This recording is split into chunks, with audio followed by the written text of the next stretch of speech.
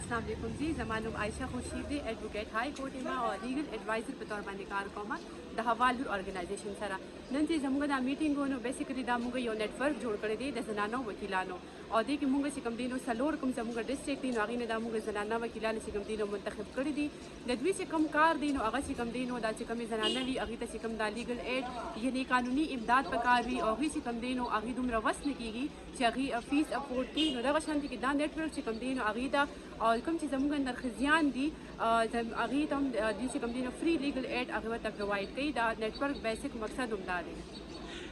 تاسو اعداد و شمار شته چې غیرت په نوم قتلونه ډیر زیات وشو او دا قتلونو معامله روانه ده نو تاسو دې ته په کم نظر ګوري او تاسو اعداد و شمار د باره کې شته او تاسو د باره کې څه کول غواړئ؟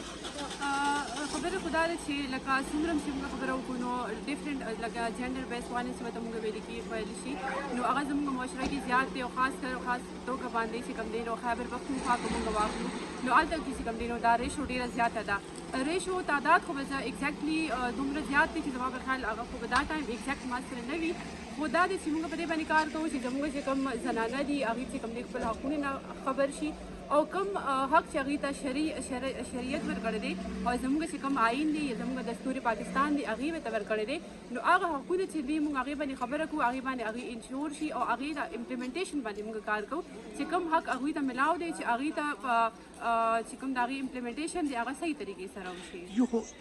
کچرو ته ډسټریکټ کورټس ته زنانه راځي تحصیل کورټس ته زنانه راځي دې ته مشکلات دي دې ته پس د دارالامان ته لاړ شي جیلونو ته لاړ شي هلته څه حالات دي؟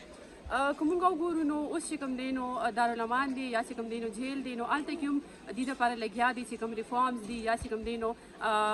ورته ملاویږي خو لکه حالات هغه شانتې کې بهتر ورته موږ نه شو ویلی خو دې باندې اوس هم لکه دا خوشاین خبره ده چې دې باندې میډیا باندې خبره کېږي او یا چې کوم جیل کې کومې زنانه دي یا چې کوم دی دارالامان کې کومې زنانه دي نو هغوی دپاره چې کوم دی نو لګیا دي د هغوی دپاره کار روان دی حالات چې کوم دی نو که موږ مخکې خبرې وکړو نو مخکې په طور باندې اوس چې کوم دی نو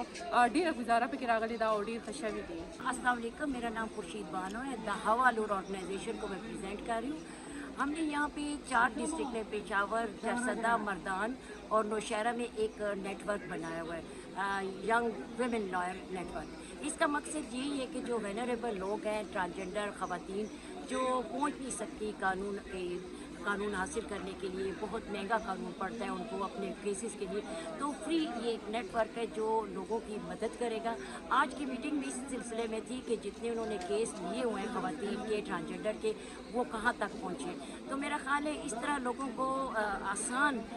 قانون کی فراہمی کے لیے یہ ایک طریقہ کار ہم نے اپنایا ہے کہ جو 4 ڈسٹرکٹ میں مختلف لوگوں کو مدد مل سکے. میڈم ہم دیکھیں ضلع نوشہرہ میں غیرت کے نام پر بہت قتل ہوئے ہیں ابھی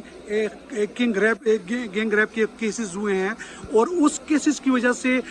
خواتین بہت نشانہ بن رہی ہیں ٹرانسجیکٹر کو بھی جو نقصانات ہوئے ہیں نوشہرہ میں وہ بھی آپ کے سامنے ہیں ان کے لیے آپ کیا کر رہی ہیں؟ دیکھیں ٹرانسجنڈر کے لیے تو ہم مختلف جتنے بھی گورنمنٹ کے ڈپارٹمنٹ ہیں ان کے ساتھ ہمارے MOU ہیں جیسے police department health department right to information right to service bar association مختلف بار جتنے ہیں ان کے ساتھ ہمارے MOU ہیں کہ جس وقت بھی ان کو مدد کی ضرورت ہو خواتین اور ٹرانسجنڈر کو ان کو دیا جائے. اب آپ نے جو ڈومیسٹک وائلنس یا ریپ کی بات کی تو اس کے لیے بھی مختلف خواتین کو اور مختلف سیکٹر کو ہم نے ٹریننگ کروانی شروع کر دی ہے کیونکہ جو نئے ینگ لائرز ہیں اور امینڈمنٹ جو ہوتی ہے ان کے بارے میں ان کو انفارمیشن ہو اور جب تک میڈیا اور لائر اور ہم جیسے لوگ مل کے اس کو آواز نہیں اٹھائیں گے تو یہ کیس بڑھتے جائیں گے. میرا خیال ہے ابھی اویئرنیس اتنی ہے کہ لوگ اپنے کیس ضرور رجسٹر کروانا چاہتے ہیں. کوئی عدد و شمار آپ کے پاس ہیں کہ ضلع نوشہرہ میں پشاور میں کتنے گینگ ریپس کے کیسز ہوئے کتنے غیرت کے نام پر کیسز ہوئے؟ دیکھیے رجسٹرڈ کیسز کے تو اگر میں کہوں تو میں انفیکٹ پورا فگر نہیں بتا سکتی لیکن میرا خیال ہے میں مختلف اخبار اور مختلف جو اداروں میں ان کے رجسٹرڈ ہوتے ہیں وہ 70% سے اوپر ہیں اور ان میں زیادہ جو ریپ کیس ہیں وہ چائلڈ سیکشول ابیوز کے کیس ہیں کیونکہ نوشہرہ کے کیسز تو میں کئی عرصے سے لے رہی ہوں جو کاکا صاحب کے بچی کا کیس تھا اور اس کے مختلف اور کیسز تھے تو بچوں کے ساتھ جو ریپ کیسز ہیں ان کی ریشو میرا خیال ہے پچھلے سالوں کے مطابق زیادہ بڑھ چکی ہے. انسانی حقوق کی جو خلاف ورزیاں ہو رہی ہیں اس کو آپ کس नज़र से दिखती है और इसके लिए क्या इकदाम किए जा रहे हैं? देखिए, कानून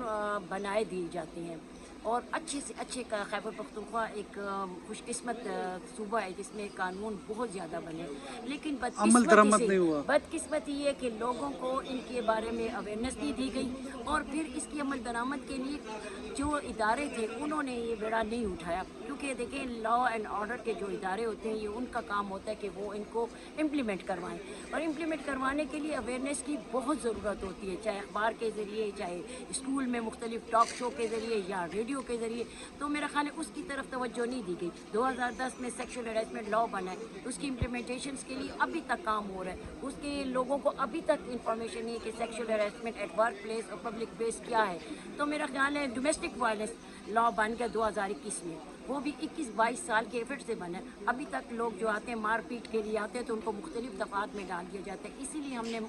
जितने भी लॉयर्स हैं ख़वातीन उनको ये ट्रेनिंग करवाई कि वरासत का कानून क्या है जो 2021 में बना खैबर पख्तूनख्वा में, डोमेस्टिक वायलेंस का, सेक्शुअल हैरेसमेंट। तो हम वक्तन फ़वक्तन इनकी ट्रेनिंग्स करवाते रहते हैं और मुख्तलिफ जितने सेक्टर्स हैं उनमें इनके विज़िट करवाते हैं कि इनको इन्फॉर्मेशन हो कि कवानीन क्या हैं और लोग इनके कवानीन को किस तरह हासिल कर सकते हैं।